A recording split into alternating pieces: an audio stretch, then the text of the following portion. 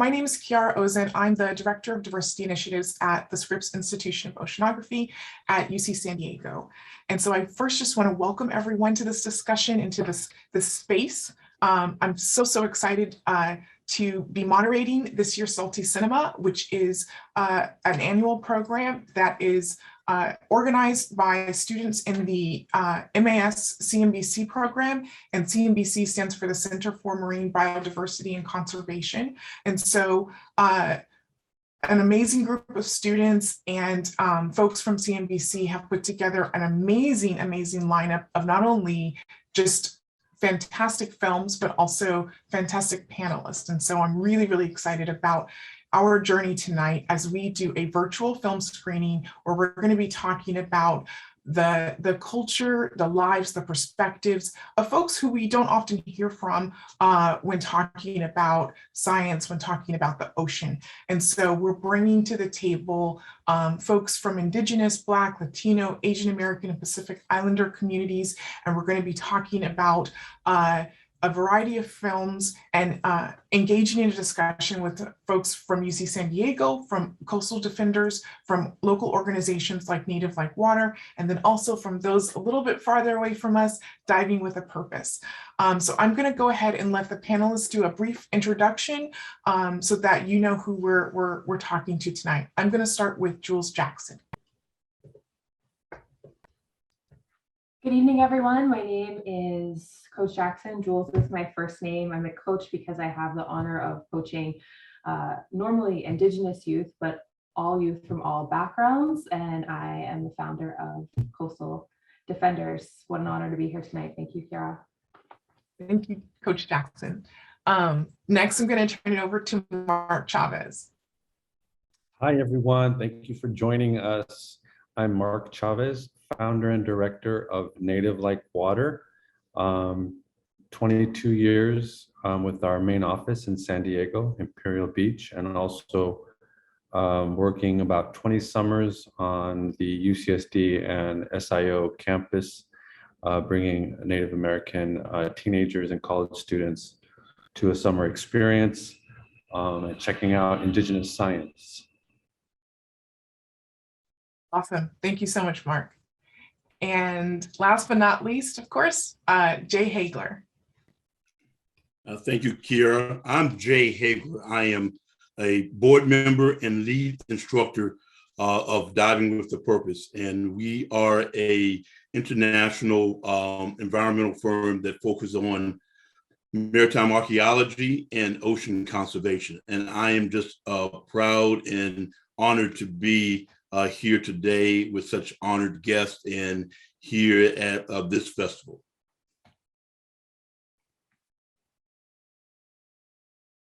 Awesome. Thank you so much, Jay. And so we are going to just an overview of how the program is going to go. We are going to, we've reshuffled the films, Decolonizing Surfing with Native Like Water. That's a brief film, and then we're going to go straight into the Diving with a Purpose film. That's about 18 minutes. And then at around 5:30, a little bit afterwards, we're going to go into our first panel discussion. So we'll ask questions of the panelists. You'll have an opportunity to put questions into the chat if you have particular questions for the panelists. And then we'll go right back into the films and screen El Canto Delmare, and then we'll have opportunity for Q&A with the audience and any final takeaways from the panelists. And then afterwards, there will be a special opportunity for folks to, if you have the time, to go into breakout rooms with each of the panelists to have a smaller, more intimate conversation in Q&A. So I'm going to up our first film, Decolonizing Surfing with Native Like Water. While that's getting queued up, I'm just going to say it's so awesome to see all the folks that are tuning in from all over. It's so cool. Let's tune in and watch Decolonizing Surfing with Native Like Water.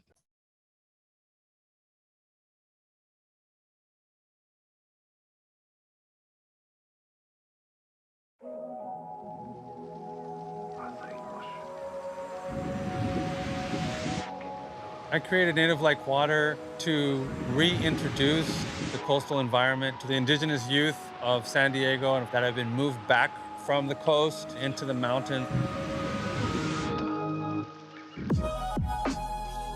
It's crucial for us to be back in our natural habitat and helping to recreate the narrative which has been void for many years of our place here on the coast.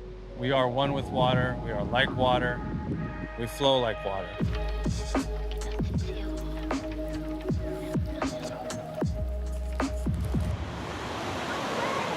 you don't want it sideways, again, because there's more surface it'll pick up.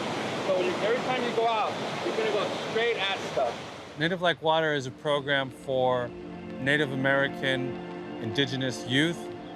It's to reaffirm and reestablish our connection with the ocean, with the waterways, and the relationship with ourselves. Surfing is a healing. It's definitely an outlet for me. I'm from the Kumeyaay Nations and La Jolla Band of Listeño Indians. We are coastal tribes, so that's where I find my connection to the ocean. We went from the ocean down to the deserts.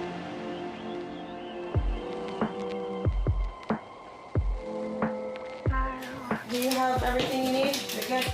Yeah, I got it. Ooh, beautiful day.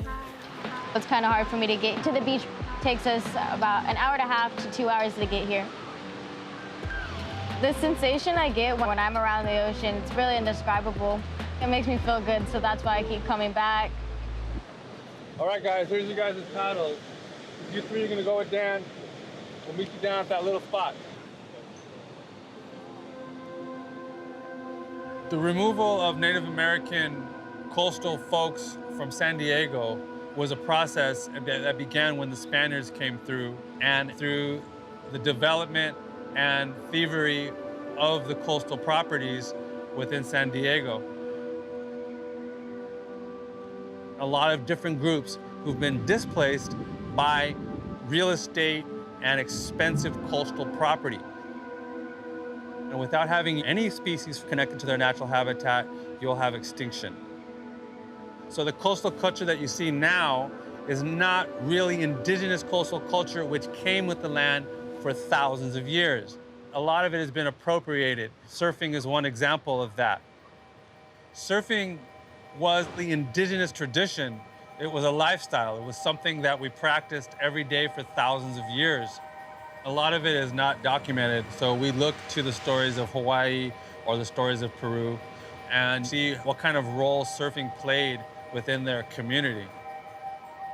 In Hawaii, it was the young ladies that were the first surfers, that would ride the waves, and that would be a part of the courting system with young men in that coastal environment. So seeing these ladies gracefully glide along the ocean is something very spectacular. It's like as queenly as you can be in that state of connectedness to Earth, to your community. We're talking about courting, we're talking about creation. So surfing is an excellent way to reconnect youth to their natural habitat and strengthen their relationship with their own identity. Surfing to me, it really means a huge middle finger to the stereotypes that surfing all has, because I'm getting away from the blonde-haired, blue-eyed, tanned, masculine-dominated sport, and I'm getting out there as a minority myself. I feel like I'm making my ancestors really proud when I'm here at the ocean because they pushed us back and now I'm standing here strong. I want to just say thank you guys again and show my gratitude, not just to you all, but to the Creator for allowing us to be here. I always just point out that we're the ancestors' wildest dreams, so they never thought we would be probably back on this beach. These coastal areas, whether it be San Diego or Los Angeles or Santa Barbara, this is our natural birthright to visit, to live, and to recreate. We are here to reclaim that surf identity, that indigenous recreational lifestyle.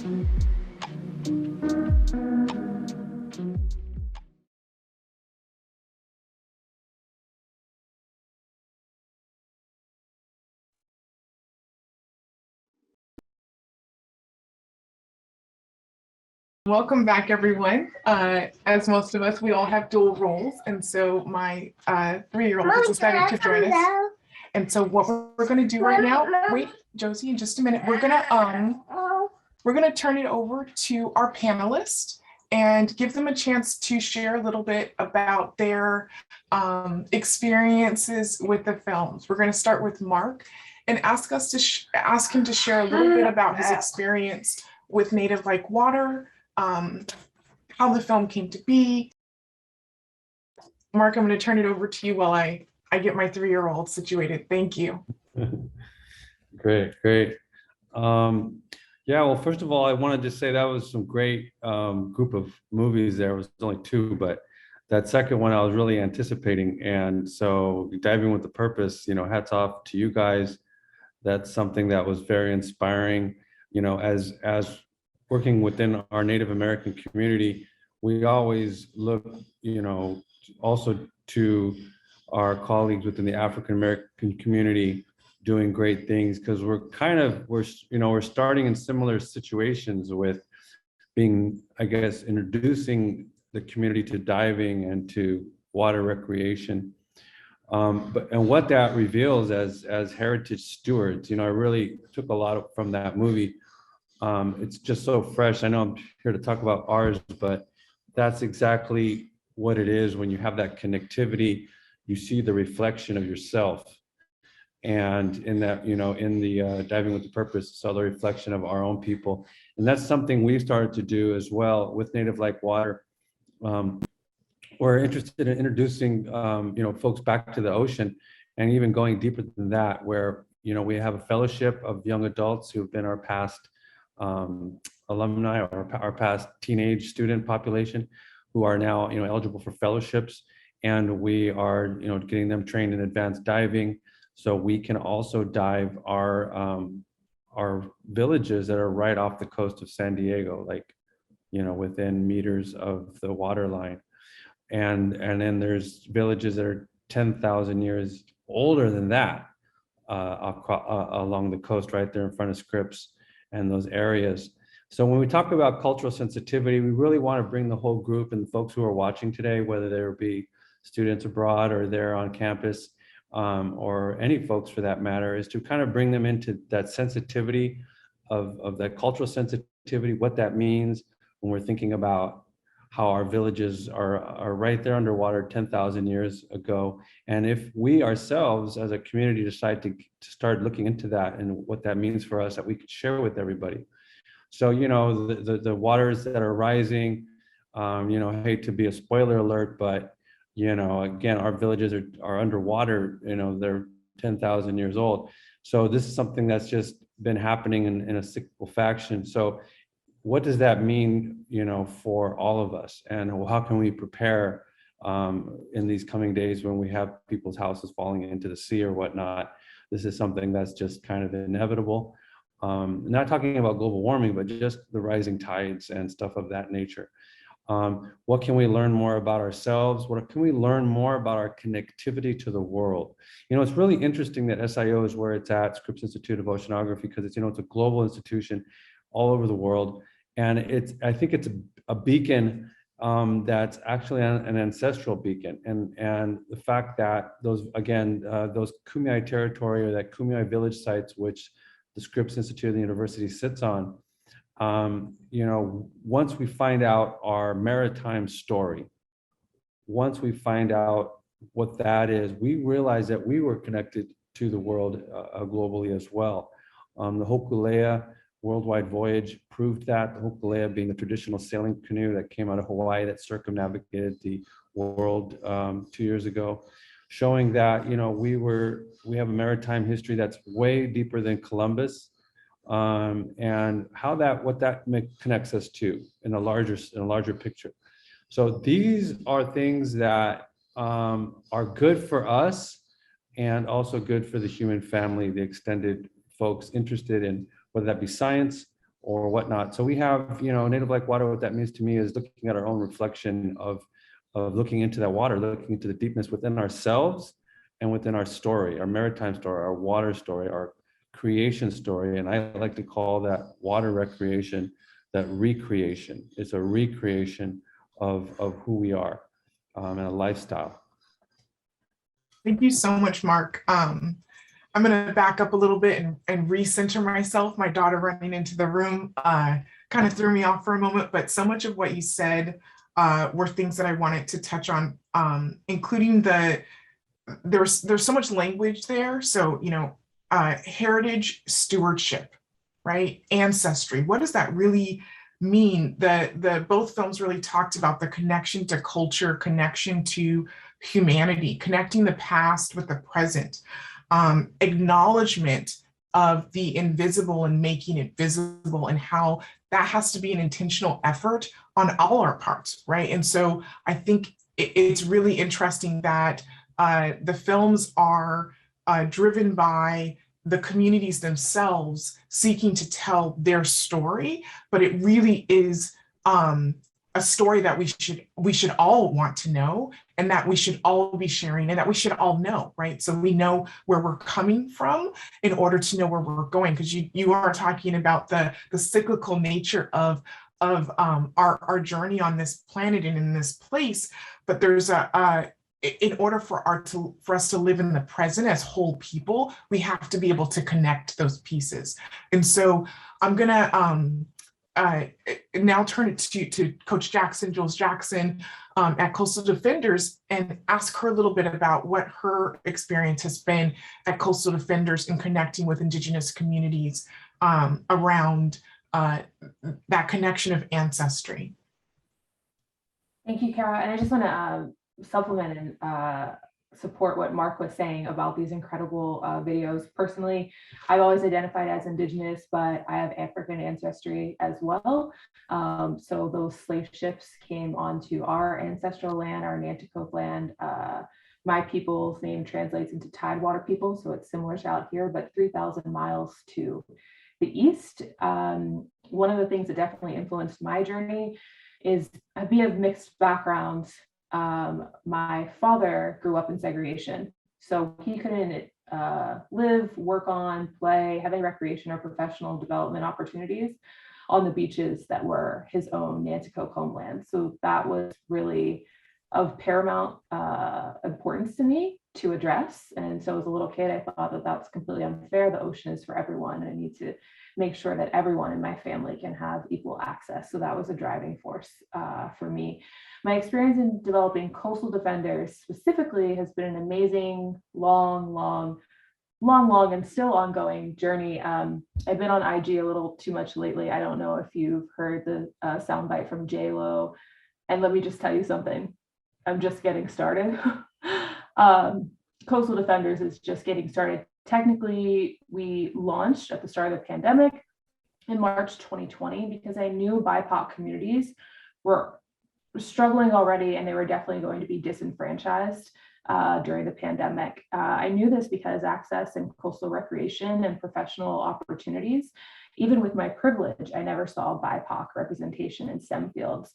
20 years ago, I had to start the Native American Students Association, where I went to an undergraduate on the East Coast, Villanova University, because there was no Indigenous representation. And speaking of scientific diving, the only scientific diving, for example, I saw was through Jacques Cousteau.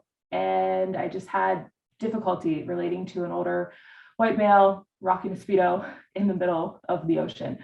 So even though I was training and doing training as a Division I athlete and as a Marine Corps officer, I never knew about Dr. Jones until way later on in life. I also never even knew organizations like Surfrider existed until way later on in life. So from around my college age, I became obsessed with ensuring that all people had the opportunity to do the work that Jacques Cousteau was doing, feel safe and accepted in those coastal scientific spaces, and incorporate traditional ecological knowledge tech while doing it to protect our planet. If you can see Coastal Defenders logo behind me, it has 3 waves. So it's dealing with a wave in equity, it's all equity waves, equity in STEAM, equity in environmental stewardship, and equity in aquatics. We also recognize that Coastal Defenders, climate change is, a Navy term, but we need all hands on deck. So that's why Coastal Defenders, we focus on serving our priority communities first, But we also want to ensure that everyone that's committed to being on the allyship is welcome as well, because we really need everyone. We need to be in collaboration. And we need the support for our most vulnerable and marginalized. As an example, we have ocean and beach teachers, and they're open to everyone. Why? Because a core tenet of who we are is that the ocean is for everyone. Thank you so much, Jules. Jules has more to say, and she's going to jump into the conversation more into the second half, but I wanted to turn to Jay Haigler from Diving with a Purpose and give him a chance to share a little bit more about his experience and why it was important to him to be a part of the diving community, particularly a diving community that has its particular mission and its particular goals and connection to community. What does that mean to him?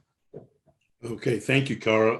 As we begin, first, I would like to acknowledge that I live and work on indigenous ancestral lands of the Anacostan tribe.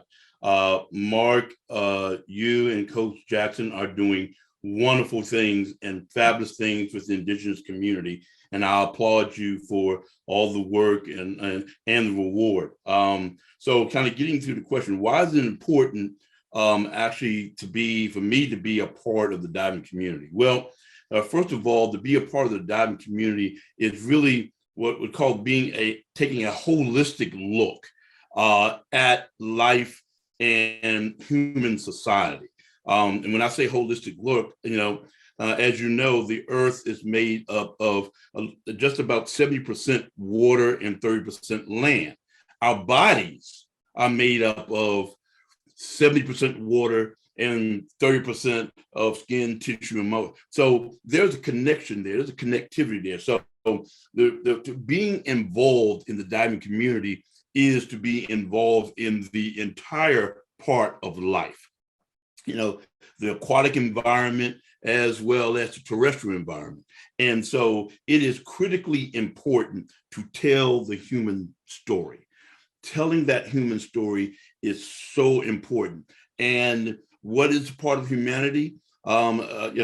People of indigenous community, the Black community, people of color, that makes our whole community. Talk about the rainbow. But you don't hear these stories. These are the untold stories and stories that need to be told. So with Marc and Coach Jackson and both of their organizations, I love the name Coastal Defenders. I mean, you're defending the coast. And it's an interesting thing because it's an asset. It is something that you have to defend, by rights. And so, a native, native Black water. I like that word native. So it really brings that whole part of the ancestral things. So, and let's not forget that all those things actually start in the water. And so being a part of the diving community means that you are part of being able to tell those stories, being able to bring life to our ancestors, all right, and tell stories. But most importantly, this is an opportunity, being a part of the dive community, to literally raise up and honor our ancestors. So that's what is important about being a part of the dive community. Thank you so much, Jay. There are so many parts to all of the responses that you gave, but a big part of this is the untold story. I'm going to go back to that piece, and I agree with you, Jay, that Native, right, is a grounding central component of the stories that are being told, and this recognition, acknowledgement, honoring, right, of that origin story, and how that origin story is so important in helping us understand who we are today, right? We're all at a certain point as we grow, come to that question of who am I? Right? Exactly. And how we answer that question is often, right, a construct of what we know of our past, right? helps us understand and interpret our present. And so as we are reflecting on the films and the comments of our panelists, we're going to get ready to transition into our next two films. I want to still ground us in this sense of holistic humanity, right? And Jay made an offer to get me training to dive, and I think your explanation about the water and the connection to water and how that really is our in order for us to be holistic in our experience of this world around us, that we do have to have that intimate, ongoing, regular connection with the ocean, and with water. And you almost convinced me. I'm that much closer to saying that is something that I will find the courage to learn. And so, yes, now I'm going to turn it back over. First, thank our panelists, and then turn it back over to our technical folks. We're going to watch two additional films, Elanto Delmare, and then which is a little bit of a longer film, and then a little bit shorter of a film called Rise. And then we'll come back with the panelists and we'll have some additional questions. As you're watching the films, as you're processing, feel free to put questions in the chat so we can start to get those ready for our final Q&A at the end. So I'm going to turn it over to Allison so that we can transition back into our film. Our next one is Elanto Delmare. Thanks, everyone.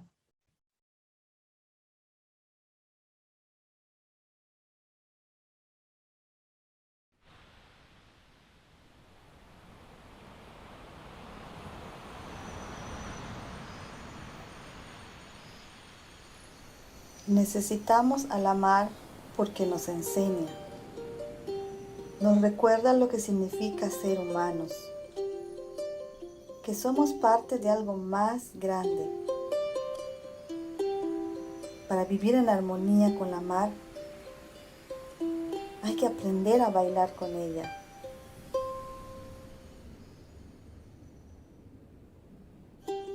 En sus aguas se ve el reflejo de nuestra gente. Se oyen los susurros de los que vinieron antes que nosotros. Las olas llevan las historias de todos los que atravesaron sus aguas con la esperanza de una nueva vida. Generaciones y generaciones de cultura y de tradición. Y al mirar el horizonte de nuevo, sentimos cómo nos llama y cómo nos canta, como si estuviésemos dispuestos a escuchar.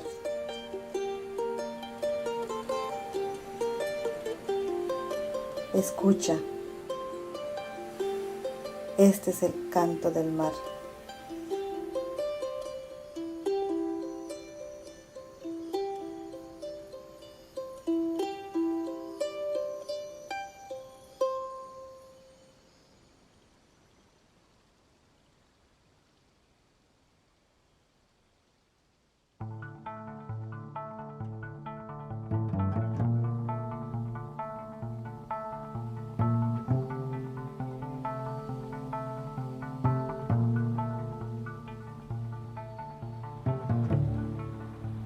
Our hearts and our brains and our planet have one thing in common. 70 to 73% is water. All of our actions lead downstream to one source, the ocean. Even if we can't see it, feel it, or touch the water, we are a part of that cycle that connects each and every one of us to it. The connection with the Latino community and water is genetic. And as silly as it might be, water is always in my heart and my mind. Doesn't matter if I'm out in the middle of the ocean, or if I'm here in the Everglades, or if I'm opening up the tap in my house. When you think of the stereotypical marine biologist, or you think about that conservationist, it's never somebody that looks like me, especially not in this country.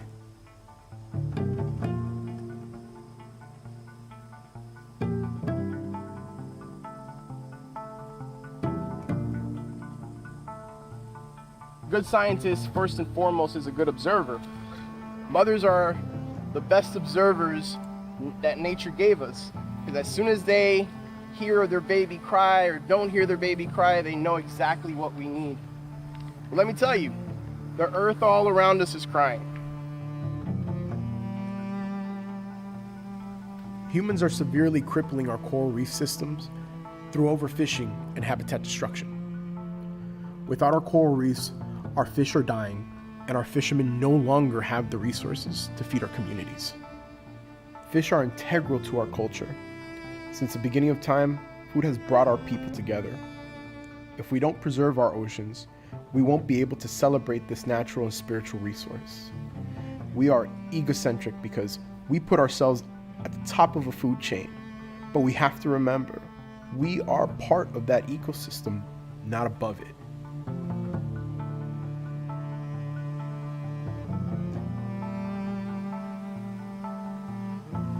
We all need to breathe. We all need to drink fresh water. We all need to have access to healthy foods. Those are the three essentials. Without that, what exactly are we fighting for?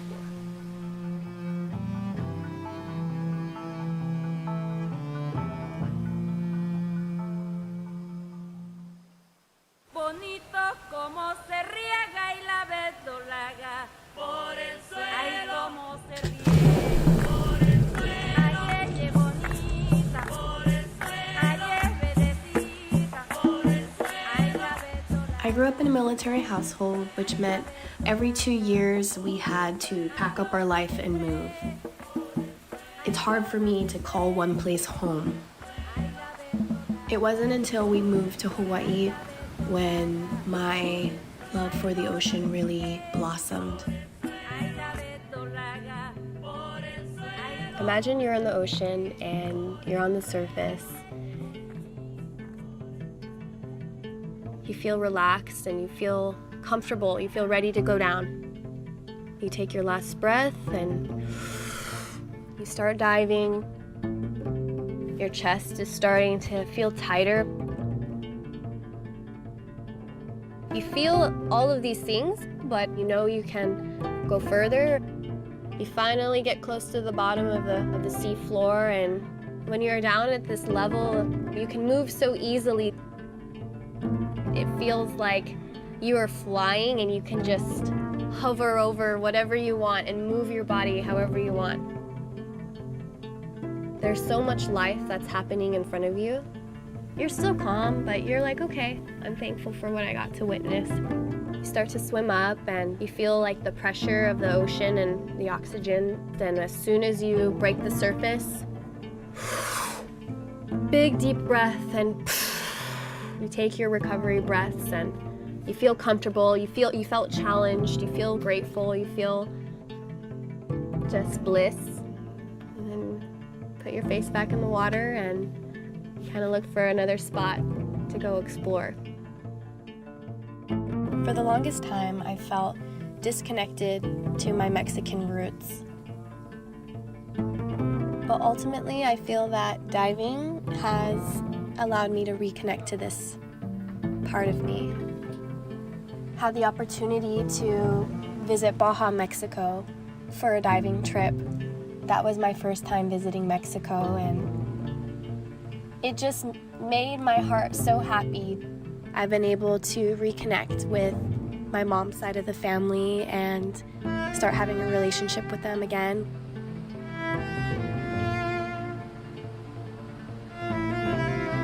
While we were in La Ventana, I was able to meet women who were scientists and shark conservationists, and meeting these women just made me feel so inspired to continue my journey in the ocean and know that there are also Mexican women out there who are also driven by the love for the ocean.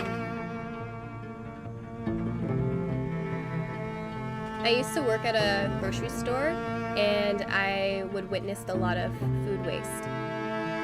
I really started to appreciate where my food comes from. Like realizing how much effort it took for me to have this meal. When I am down there and I am seeing all the fish in front of me that I am going to choose to eat. I have a goal of what I am looking for. And something with industrial fishing is they just take it all.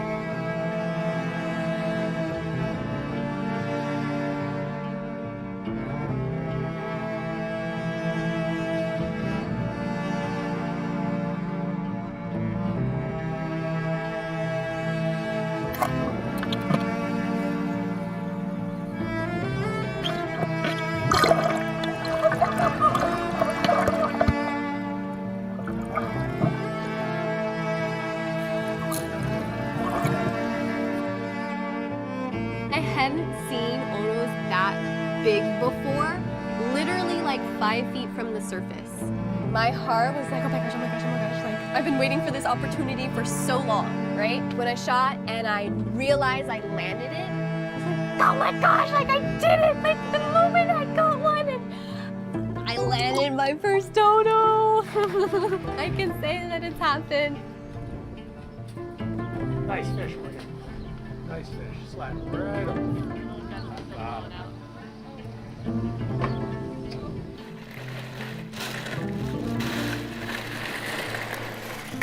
Hey. So you gotta kind of. I think that we are fulfilled by contributing to society. I think we all have different ways, whether that's being, caretakers or just supporting each other, or help my community by giving them a meal.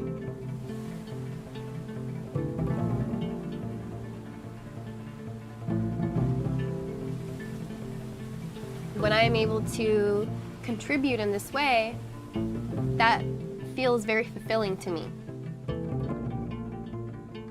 Being used in a way that I feel like maybe I was supposed to be created for.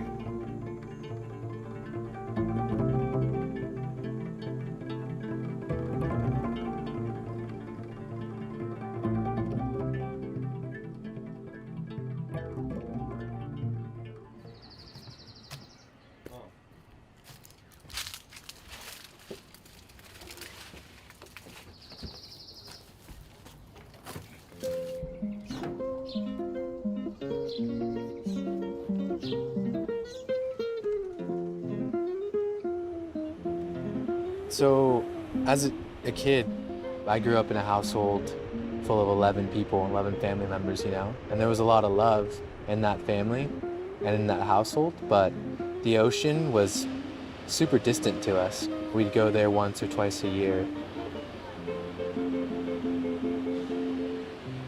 The ocean didn't call to me until later in life, and it took a friend to take me under his wing and show me what surfing was about. It built community for me. It brought me self-joy and groundedness. There could be days where there's a lot of stress going on and you come out and you surf and it seems like you're the most present you can ever be because you forget about all your worries and you're just out there in the water, just focused on the horizon and with yourself.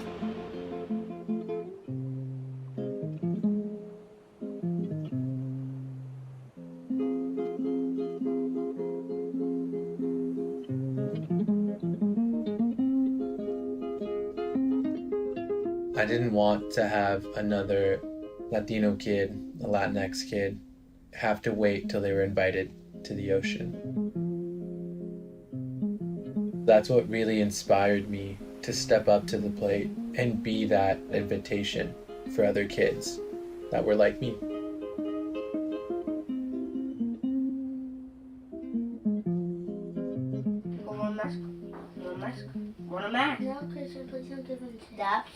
My bag. This is all I built. Look back at my own upbringing, and all I feel is, and I recall, is being surrounded by love and how impactful that was for me. If that was impactful for me, why can't I transfer that into this next generation of youth?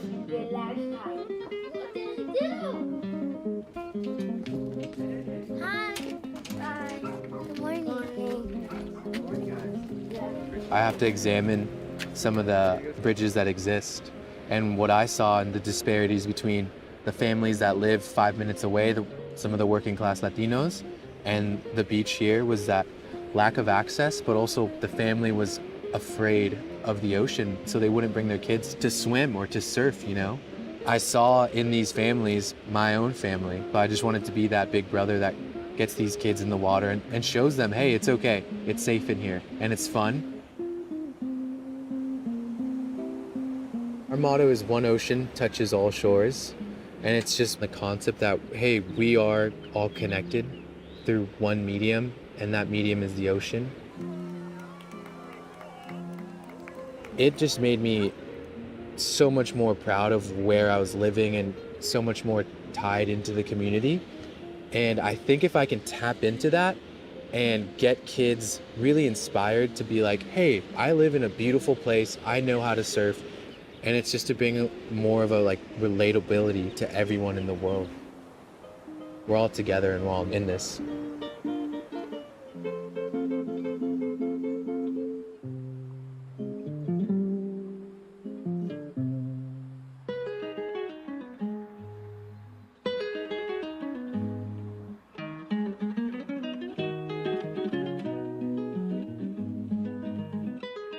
Soy de una pequeña isla del Caribe, la República Dominicana. Me crié en un batey. Un batey es un lugar muy pobre.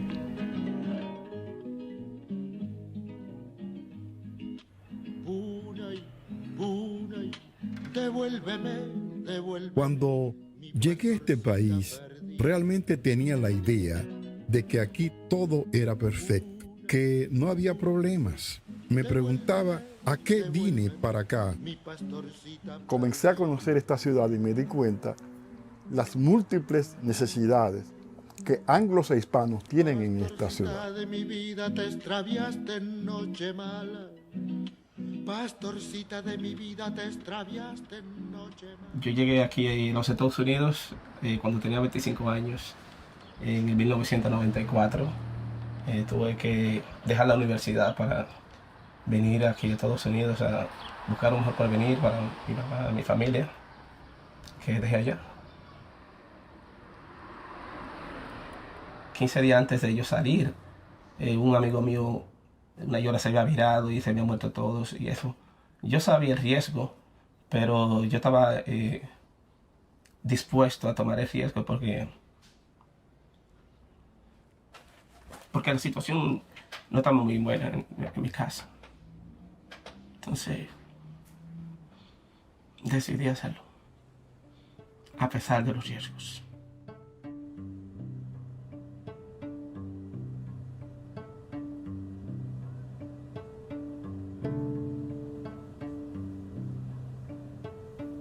Yo duré 3 meses en el intento. Fue frustrante, intimidante, porque yo no sabía nadar, hasta el día de hoy no sé, yo no sé nadar, eso que sí, fue una aventura muy arriesgada. Las ballenas tienen un gran significado para mí. Siempre vengo a Gloucester a darles la bienvenida. Todos los años ellas parten desde República Dominicana y viajan miles de millas hasta llegar a Massachusetts, tal como lo hice yo más de 20 años atrás. Cuando yo veo al mar, lo veo con amor, con alegría, con esperanza, porque fue el vehículo por el cual me ayudó a yo llegar a este país. Una de las razones por las cuales me gusta vivir por aquí es porque tengo la oportunidad de ver el mar y eso, y cada vez que tengo la oportunidad de ir a una playa y ver el horizonte. Siempre estuve conectado con el mar y sentía la brisa, sentía el olor especial que tiene el mar. Como que hay una conexión, como que tú te sientes tan feliz, tan alegre. Eso te permite disfrutar, te permite pues respirar mejor. Me imagino esa travesía y de la oportunidad que yo tuve, cruzar ese mar hermoso que no es lo mismo verlo desde la orilla que uno verlo desde ahí adentro. Sí, así que tengo una conexión infinita, muy especial con el mar.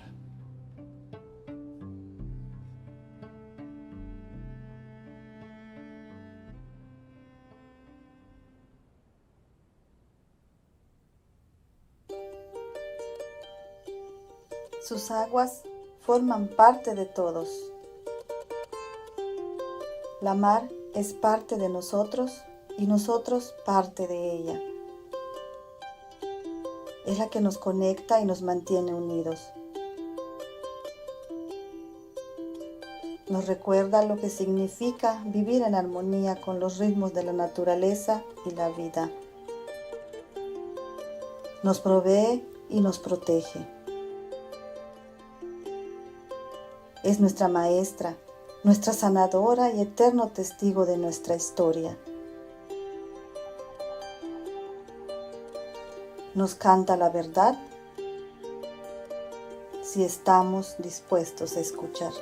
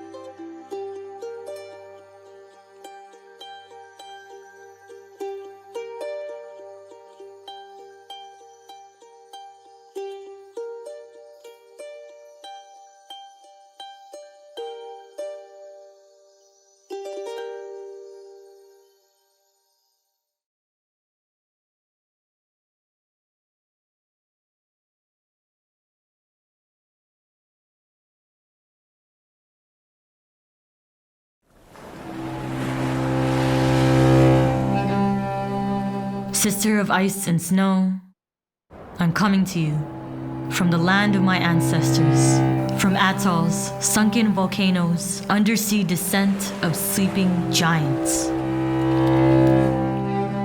Sister of ocean and sand, I welcome you to the land of my ancestors, to the land where they sacrificed their lives to make mine possible, to the land of survivors. I'm coming to you from the land my ancestors chose. Ailang Kainan, Marshall Islands, a country more sea than land. I welcome you to Nunaat, Greenland, the biggest island on Earth. With me I bring these shells that I picked from the shores of Bikini Atoll and Brunette Dome. In my hand I hold these rocks, picked from the shores of Nuuk, the foundation of the land I call my home. With these shells I bring with me a story of long ago. Two sisters frozen in time on the island of Buyay. One magically turned to stone. The other who chose that life to be rooted by her sister's side.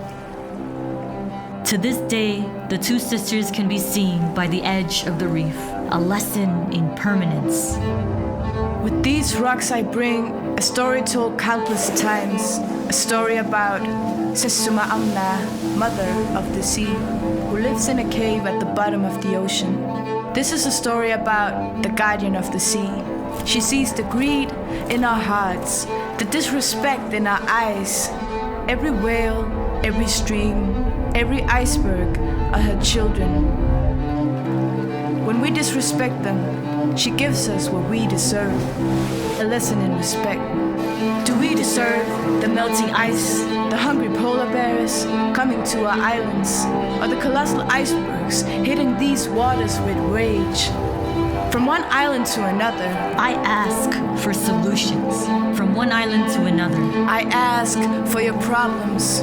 let me show you the tide, coming for us faster than we'd like to admit. Let me show you airports underwater, bulldozed reefs, blasted sands, and plans to build new atolls, forcing land from an ancient rising sea, forcing us to imagine turning ourselves to stone. Can you see our glaciers grown with the weight of the world's heat? I wait for you, here on the land of my ancestors, heart heavy with a continuous thirst for solutions. As I watch this land change while the world remains silent. Sister of ice and snow, I come to you now, in grief. Mourning landscapes that are always forced to change. First, through wars inflicted on us. Then through nuclear waste dumped in our waters. On our ice. And now, this. Sister of ocean and sand, I offer you these rocks, the foundation of my home. May the same unshakable foundation connect us, make us stronger than these colonizing monsters that still to this day devour our lives. The very same beasts that now decide who should live, who should die. Sister of ice and snow, I offer you these shells and the story of the two sisters as testament, as declaration that despite what we are told, we will not leave. We will choose stone. We will choose to be rooted to this reef forever. From these islands, we ask for solutions. From these islands, we ask, we demand that the world see beyond ACs, SUVs, their pre-packaged convenience, their oil slick dreams. Beyond the belief that tomorrow will never happen, that this is merely an inconvenient truth. Let me bring my home to yours. Let's watch as Miami, New York, Shanghai, Amsterdam, London, Rio de Janeiro, and Osaka try to breathe underwater. You think you have decades before your home fall beneath tides? We have years, we have months before you sacrifice us again, before you watch from your TV screens and computer screens to see if we will still be breathing while you do nothing. My sister, I offer you these rocks as a reminder that our lives matter more than their power. That life in all form demands the same respect we all give to money. That these issues will affect each and every one of us. None of us is immune. And that each and every one of us has to decide if we will rise.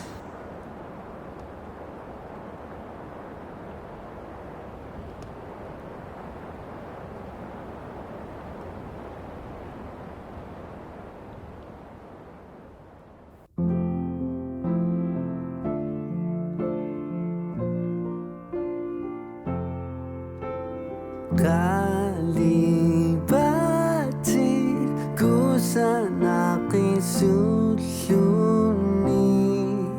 Inoksang amput Dakuni ko si masanud Ilumut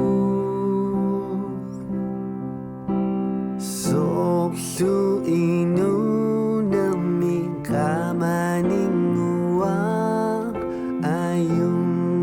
Tumusu ama kakusiso.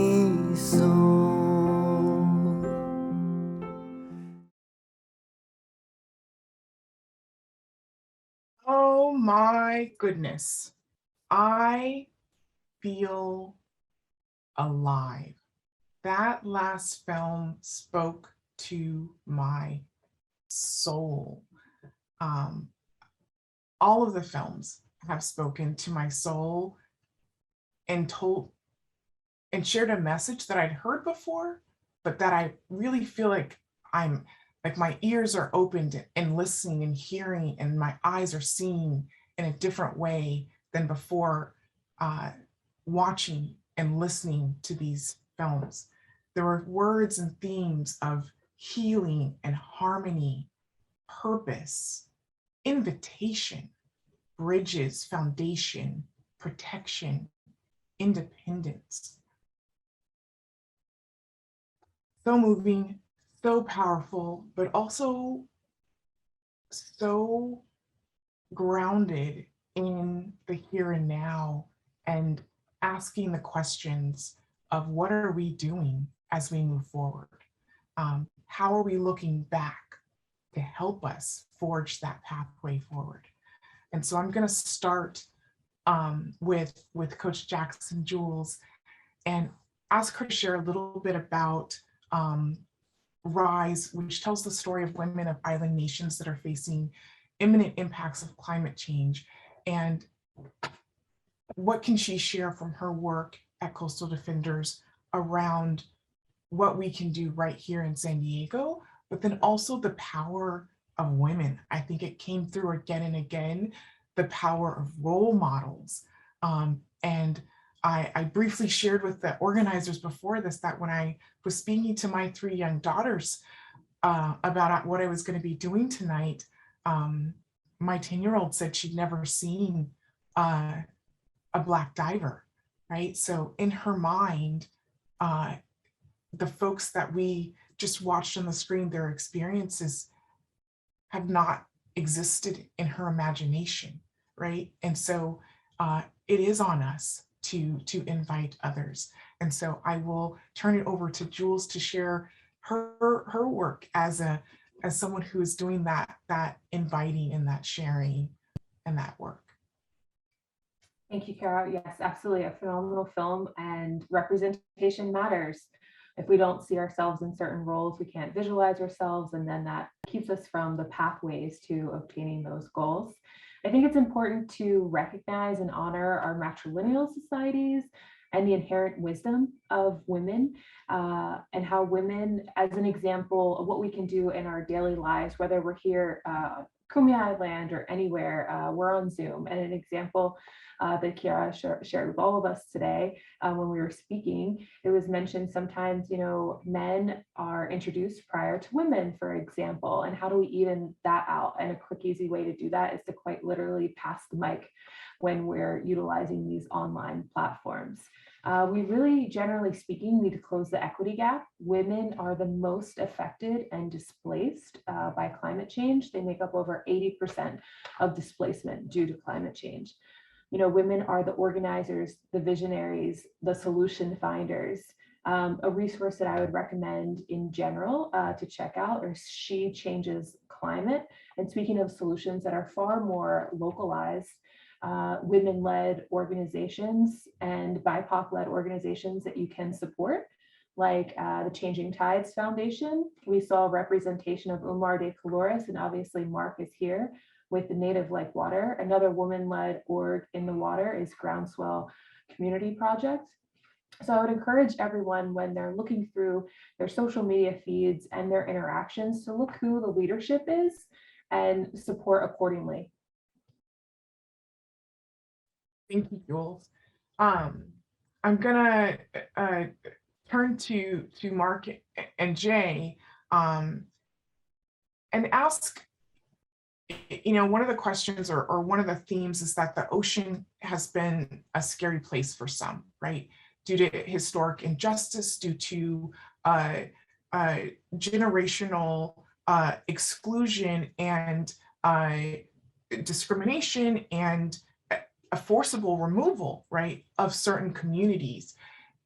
And so what are your strategies in terms of engaging with particularly the youth, just communities that don't have that relationship with water. We talk about the drowning rates among the African American community in terms of swimming pools and things like that. What are some strategies that you all deploy to make these spaces more accessible and welcoming to your respective communities? And so I'm going to start with Jay and then turn to Marc. Well, thank you. The first strategy is specifically very simple. It is called viewing. We go out in the community and we demonstrate, we show our scuba gear, we give introduction to scuba lessons, introduction to swimming lessons, those types of things. So, and it's about the visual. Coach Jackson talked earlier, it's like, when she thought about scuba diving, she couldn't relate to a older white male, rocking a speed up. Okay, well, because guess what? He didn't look like her. All right, it just not and so representation visually, we engage all of the senses, the eyes, the ears. All right, and then most importantly, it is actually the skin. Once you get underwater and you get totally immersed in the water, even if it's in the shallow end of a pool, okay, it is this experiential thing.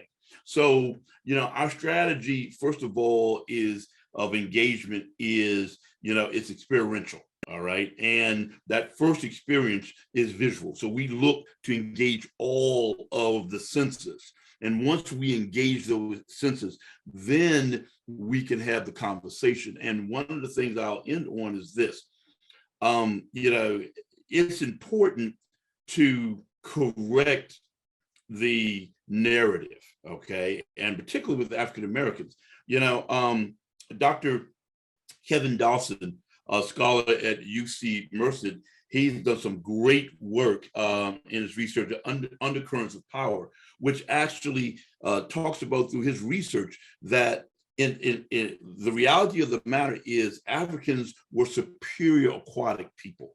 In 1445, when the Portuguese came to the continent of Senegal and the Welsh-speaking people, they were amazed at the quality of the watermanship of these Africans, and which was historic. So guess what? We have to actually, re-educate the miseducation that has come in terms of the relationship between African Americans and people of African descent, and basically people of color and the water.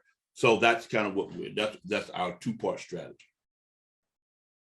Thank you so much, Jay, for sharing that. And it is changing the narrative. And so, Marc, I'll now ask you, how do you craft that narrative to connect today's youth, right, with their ancestral history through water?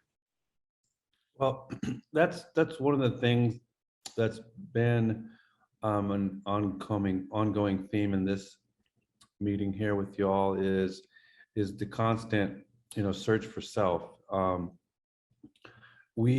Because there wasn't books written, because it wasn't documented heavily, whether that be since colonialism or before, we are having to do that investigation ourselves. We're having to see what this might have looked like or felt like. One of the things how we bridge that is just by showing up and being present. It's some real simple stuff, but having some of the teenagers or even the families or the community members just come to the coast, get on the water, get in a boat, just be on the beach, just being present in these areas and starting to look at it through a different lens. Even us growing up when we were going to the beach twice a year, it was like an area of luxury. It was kind of a trippy spot that we didn't know if we belonged there or not, based on the economic status, how it looks, but to look at it through a new lens of this is our place, and knowing that we have villages there, knowing we have a story there, it really switches up the whole thing in your mind. and then seeing folks that look like us in the water or pointing to these things. So it's an investigation of things that nobody might be very familiar with, to things that just showing up, just being present. What happens when you're quiet and on the water in a kayak or just on top of a surfboard? What takes place, you know, in you? We all know what it feels like. But once, you know, there's these things that happen. So we have them keep journals and just, it's, you know, it's what they call DNA has memory. So there's memory in our DNA. So being put in these water environments or being put back in these environments, all kinds of stuff like kind of comes to the surface within our mind or thinking, our hearts. And then we try to see where that takes us, where that leads us. And that's part of my own personal experience too. And I think a lot of folks on the videos, on the movies, these are the experiences that somehow we followed our intuition, or we're placed in these things, we answered the call. And sometimes it was those invitations to the ocean that made all the difference in the world. So that's kind of what we're doing, is, you know, keeping the invitation open, and making sure we're back in these environments again, you know. And for our allies listening on this talk, you know, it's important again for the sensitivity of the culture to reintroduce the you know, the flora and fauna, to include the human aspect. To, while you're on the SIO campus, for example, you know, that background that you have there, you know, the oldest found, you know, remains of a human, of our people, are right there. Like, what is there? Is there a monument there? Is there a little plaque? There's like, it used to be kind of hidden. They cut the trees, but this guy's over 10,000 years old. They call him La Jolla Man, but he's right there on the campus. You know, what does that mean? Like, shouldn't we like have a bigger monument at least, or a field of study, or some specialists thinking about what does that mean? You know, us as scientists, we really need to be culturally sensitive to that, and it can actually help all of our own work. And so that's where Indigenous science kind of comes in, on us having to, you know, we're not an educational institution, so to speak, as a group, Native Like Water, but we have a lot of different folks, different scientists, different people from different backgrounds, all coming together to kind of share wisdom and share knowledge. And with that, we're able to get a lot farther down the line of, you know, how it looked, where we are, what we can find. You know, a lot of the stuff is held kind of secretive in a way, where we don't have access to it because it's on the military bases on the islands or whatnot. So it's important that we dive, that we take to the waters, that we look under the water, see what's there, and talk to the institutions like SIO or to the US Navy, and create an open dialogue of what's there, what type of archaeology exists. Can we see it? Do we know what it is? Let's share that. Thank you, Marc. We have a follow-up question. Where on the campus is La Jolla Man? Where can we learn more about La Jolla Man? Right below the cottages. So there's a parking lot, like, what's that called? What's the cottage called? There's two cottages up there. I forget what Mary Scripps or Mary. I forget what the cottage is, but it's right there, like next to the parking lot. So there's these. Stuart Sandin saying it's by the Martin Johnson house. Exactly, right below the Martin Johnson house. Wow. So yeah, it's right there. And that's just one little thing that we know of. Luckily, somebody like put like a tiny little plaque. You could barely see it. It's kind of like very small. It used to be like on a piece of wood. Now it's like on, you know, so but it was buried in the trees, but they cut the trees so you kind of can see, kind of know. But that whole area, you know, are burial sites. And these are always something that's a contention, you know, with being the smartest people in the whole world. We should have more sensitivity to these burial grounds that we're sitting on, you know, learning these things. Not necessarily just maybe for respect as it is, but what it could add to the discussion of what we're trying to learn, you know, as a higher institution. You know, we can't just ignore 10,000 years of existence, or 20,000 years, because those folks, again, under the water, date back 20,000 years. So this is a lot of stuff. So we should be like, you know, trying to figure this out, you know, and our whole goal is to, you know, protect the indigenous species, or to eradicate some of the invasive stuff that's there. So it's like kind of like education. We need to do a little bit of eradication of some of the invasive education that exists that's not really true. or halting us, and to reintroduce some of this stuff that's based on our creation, on our existence, and bring that together. Thank you, Marc. So folks, if you have questions, feel free to put them in the chat.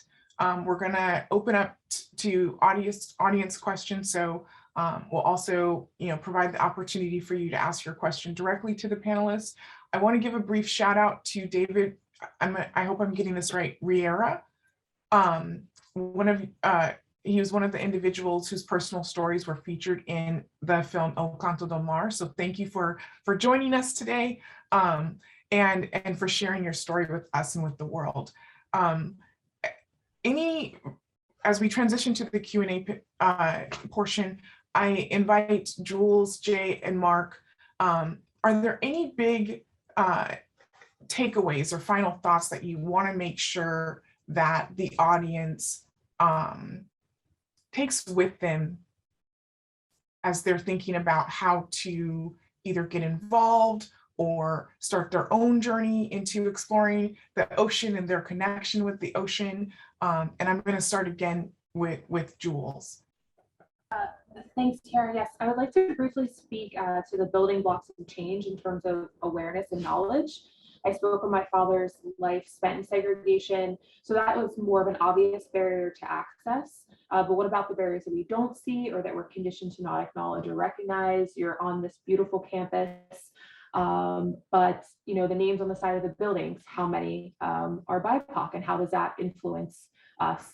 An example around the corner from Scripps, the curbs are often painted red by homeowners. Why? To prevent public access.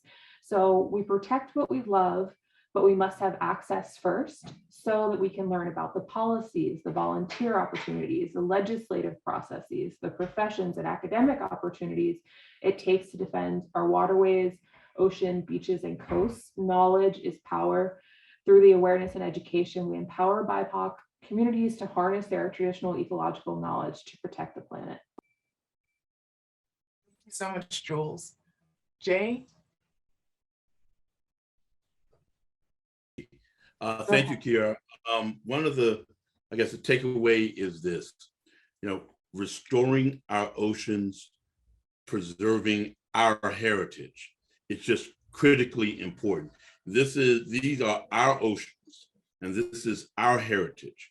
And, it is important that you get involved, and you can get involved anyway, by getting in the water, by supporting, by joining an existing organization, by starting your own organization. But most importantly, the most important thing is it takes a village. It takes a village. We are stronger together.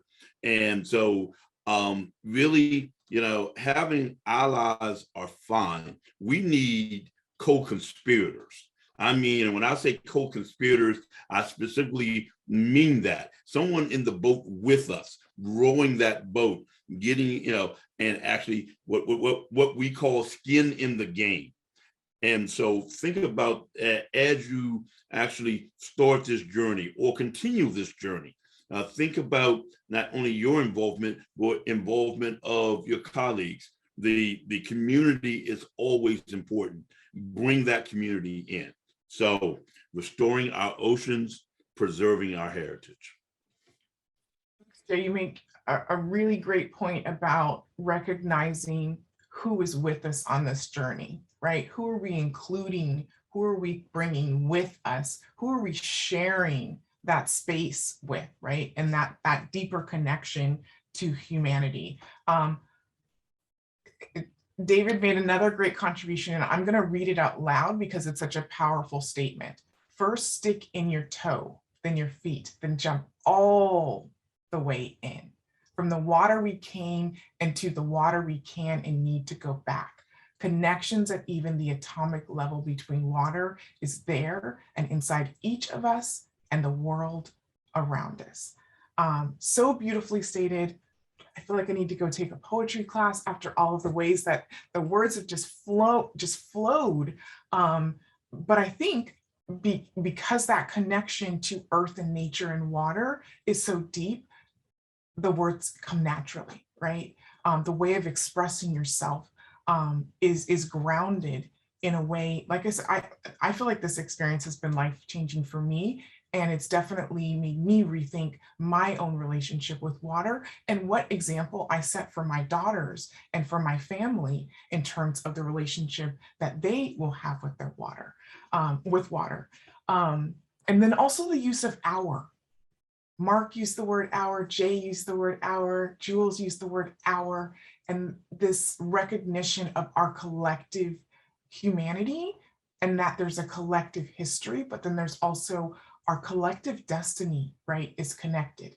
And so the ways that our world is being impacted by climate change, rising sea levels, the impacts on the coral reefs communities, all of those things also have very, very deep impacts on the humans, the human community. And so the moment from the film where the individual mentioned that we are a part of that ecosystem, right? We might see ourselves at the top of that system, but that doesn't mean that we're not still a part of it.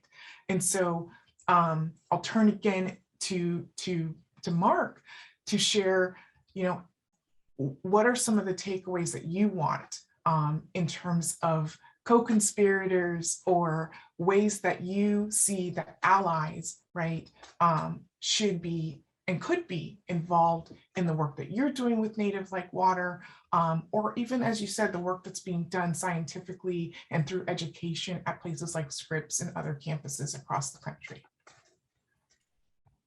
Yes, well, I think it's definitely to disrupt the narrative, to disrupt the main narrative that's happening. I saw the credits on that, on a couple of the movies. Some of these movies or these short films were done. We're just kind of, I guess, honored and maybe lucky that some of the filmmakers chose to maybe, contact us to get these done. But however, it's important that, like you said, we tell our own story, that we hold a priority in our work, that we can continue to create a narrative, that we could create our own story, that we can create our own budgets that can tell these stories. So this is something that that helps change the mindset of our own people, our own selves, or with the folks who are considered, they consider themselves non-native or maybe, different. This is something that everybody's been needing for such a long time. So, I definitely, one of the big takeaways is in the doing and the action, and you all as students or whatnot with SAO putting this salty cinema together is helping with that. So we need to do that. We need to ask those same questions on campus as far as, like Jules said, maybe the buildings or maybe these other things. Things are happening, there's small pockets going on at Birch and different places with folks changing some, some signs and things, which is really cool, so to keep moving in that direction, being able to just continue to create more access, that's a big thing, like, access, one of the things that we always do or we've done over the years is have access going down to Black's Beach, and over the years it's kind of been like harder to get down there, but yet the whole, community who has houses there can get down there, and all kinds of other people have privilege. But we're still just us as Native people from that area are still trying to struggle with certain access. We're really glad that SIO's there, and it's public access, so we can kind of go around. But there's a lot of spaces that become it's very difficult. And then we have, because we've just started, where there's a whole new other thing where it keeps going, where we have to consider how about us, harvesting some of our indigenous foods from these coastal areas. What does that mean? Can we fish? Can we get this? Can we even get abalone? What about these things that are super important to our culture, to our livelihood? So it's just a beginning kind of a conversation. But we want more people to be in that place so we could feel like it's comfortable, that we belong there. And again, to disrupt the narrative of this dehumanization, and to maintain, to have things like this and to continue to have us and this story within the dialogue. So much, Marc. So many great points. We have a hand raised. Isabel?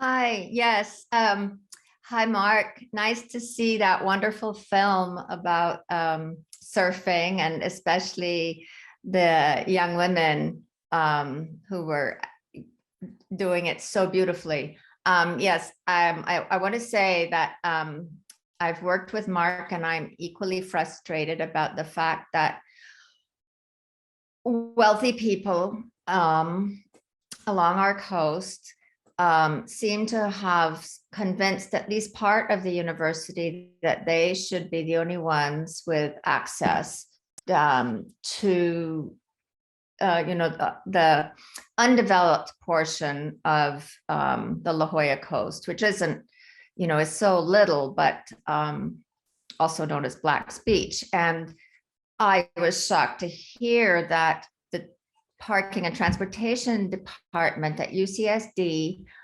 seems to think that only the La Jolla Farms homeowners can give permission for people, including people who I want to give access to as the manager of the Scripps Coastal Reserve. And let me just say, I am very honored to be in that position right now. And I feel like I'm just sort of holding it in trust until we can have more Indigenous inclusion in that, at that site, which is, as Marc said, a very important ancestral site, as well as access to the ocean. But I really want to work with people, with those of you who could help me talk to the administration and try to work out something different. I think that's super important for our university, and for, yes, for the people who originally, or who carry on the culture of those who lived here previously. Thank you, Isabel. We're going to turn it back to just thanking all of the panelists. I want to, thank everyone for attending tonight. A reminder that Salty Cinema is a program of the Center for Marine Biodiversity and Conservation, and that the wonderful, wonderful MAS students, Kaycey Bui, Dressel, Kat Guerrero, I know I worked so hard on coming up with the film, the list of films to present, the reaching out to the panelists. And so a special thanks to Coach Jules Jackson, to Jay Haigler, to Marc Chavez for speaking truth and power in that truth, and in sharing those stories with us all. I encourage you to get in touch, to follow up, share those films with others. We will, I think, be sharing links afterwards. There's also going to be a digital goodie bag of resources. So we are going to collect some of the links to the organizations that were mentioned either in the films that the panelists work with, or that are local or otherwise, that are related to diving, that are related to connecting communities, particularly BIPOC communities, with the ocean and or with diving. And so I'm gonna just pass it to each of the panelists to do just their final word before we will have, like I said, an optional breakout time with each of the panelists in a separate room. And then also just a special thanks also to Allison Kellum, who's with the CMBC program, and for all of her support in terms of coordination and logistics. But I'm going to turn it to Jules first for just your 2 minute parting words. And Isabel, if you could put your hand down so that the panelists can be highlighted. Thank you, Kara. I have nothing planned, so I'll just go back to ancestral knowledge and share our word for gratitude to everyone, which is Wanishi.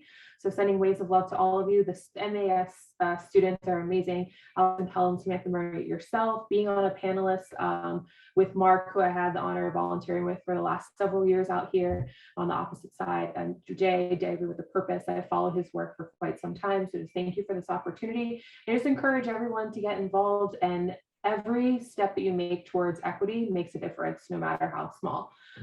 You can hit us up on Coastal Defenders, DM us if you'd like to get involved. We always take volunteers for ocean and beach teaches, and we want to make sure that the ocean is for everyone, which includes all of you here. So, Wanishi. Thank you, Jules. Marc? I just want to say thank you to everybody for checking us out. You can also follow us on Instagram at Native Like Water. Or Facebook, Native Like Water, or nativelikewater.org. Just follow us, check out, there's a lot of other films on there on our website too that some of our folks have done that we've been in. We'll be having some activities over the summer, some community things. And also we also have adult experiences. So folks who want to come with us to some of our international things that we do. We have these cultural exchanges, so people who are adult, whatever age, we have these different types of retreats. We have a surf and food as medicine retreat in Mexico. We're going to Panama, which we do, similar things in these international spaces, and they're connected. We're connected by water. So even though we're international, there really is no borders when it comes to the ocean. And again, this is part of a broader perspective. And so that's why we're in these different places, because we're so connected, and it's amazing. So yeah, check out our website, and thank you all for being here. Thank you to the students. They definitely big you guys up and keep pushing forward for this type of equity on campus and this type of voice. Thanks, Marc. Jay? Well, again, thank you, CMBC at Scripps for inviting us to be among these illustrious panelists. Marc, Coach Jackson. I have decided that I will come over to the West Coast and we can become co-conspirators. As a matter of fact, we actually do have a presence in the UC system. UCLA, Dr. Justin Donovan in the anthropology department is a DWP instructor. And so we do have a presence, and we're looking to increase that presence.